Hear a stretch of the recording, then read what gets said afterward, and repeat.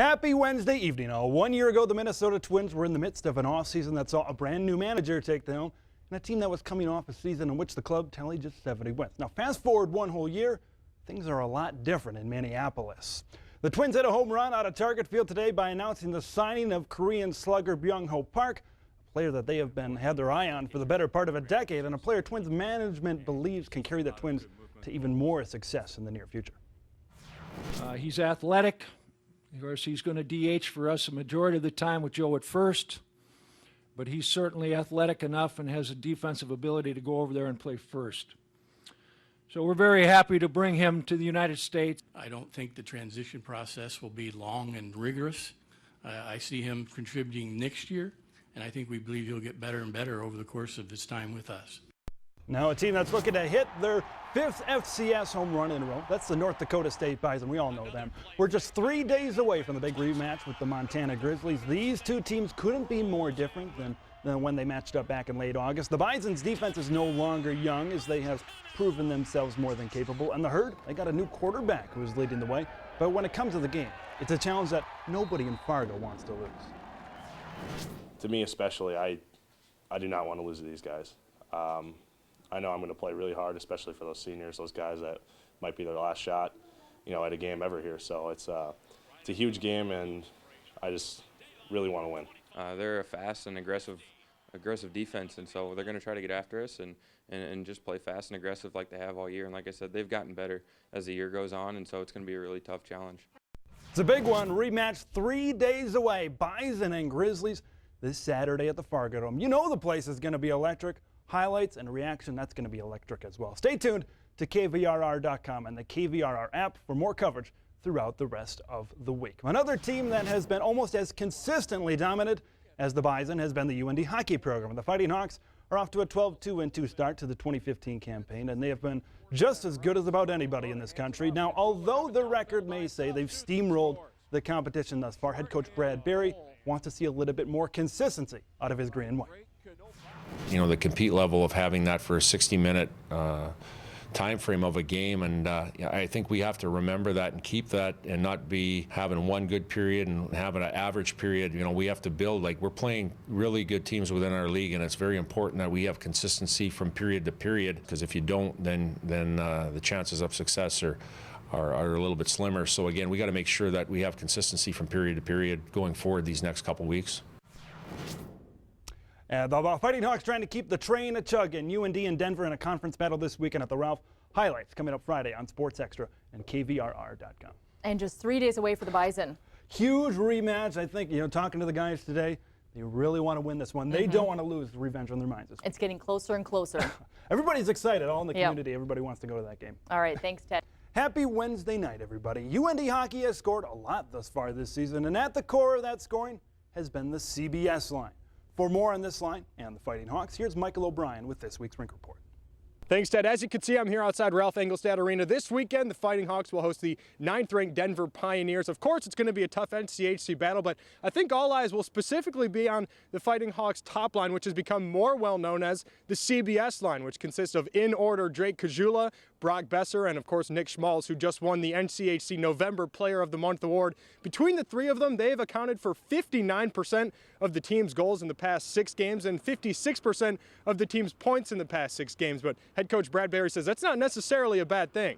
Everybody focuses on that as far as the bulk of the scoring on that line, and we hope to have more supplementary scoring from other lines and D-men and different things like that. You look at the Oshie Taves Duncan line, you look at the Ryan Beta, the Lundbaum Panzer line. It's no mystery that they're doing it right now, but we'll have contributions from other players. Those are 3 of the highest skill level players I've ever seen in my time as a hockey player. So sometimes on the bench you're just in awe watching what they can do out there, whether it's passing plays like you saw in some of their highlight reel goals, but they've also been good defensively. I think you look at their plus minus, they're way up there in the nation. So I think although they've been getting a lot of offense for us, they're definitely concentrating in the D zone too, and they've been a big part of our success lately. So hopefully they can keep it going. Following 2 consecutive trips on the road, 2 weeks ago in St. Cloud, last week of course in East Lansing, I think it's quite a relief for the Fighting Hawks to be back here at home at the Ralph, where for the 4th consecutive season the team is averaging over 10,000 fans per game.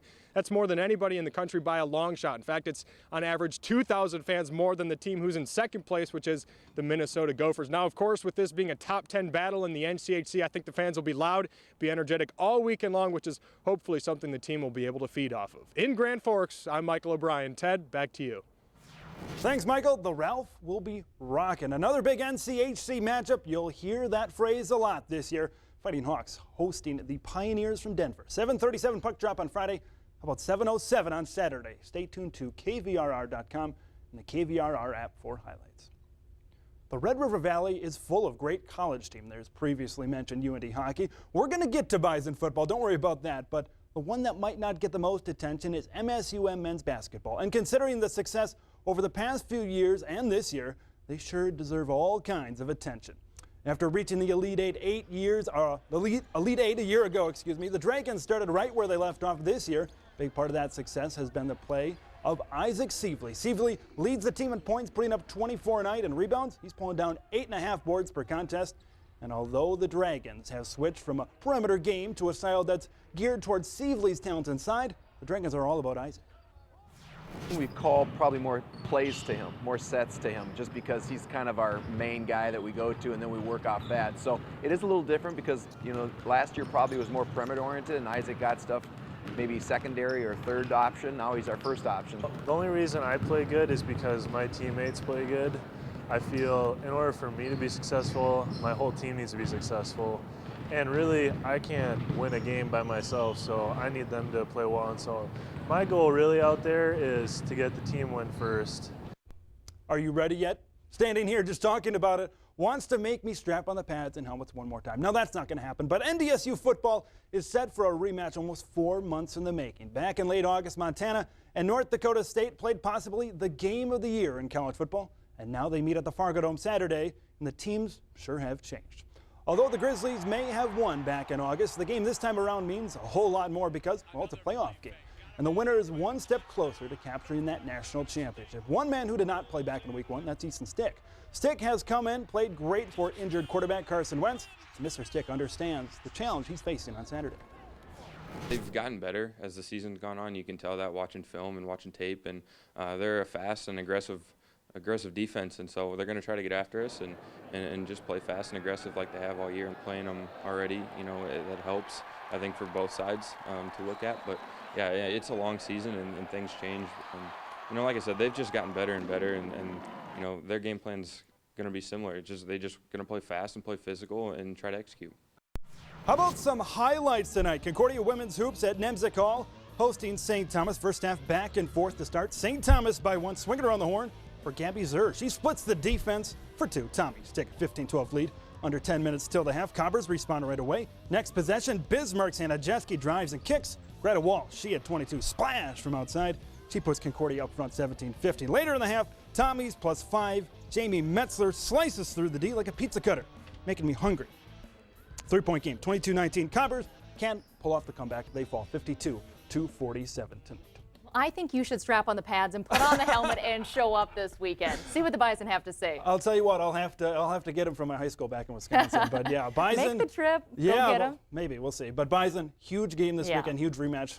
Going to be fun. Going to be a lot of fun. Let's hope for a win. Yeah. All right, thanks, Ted.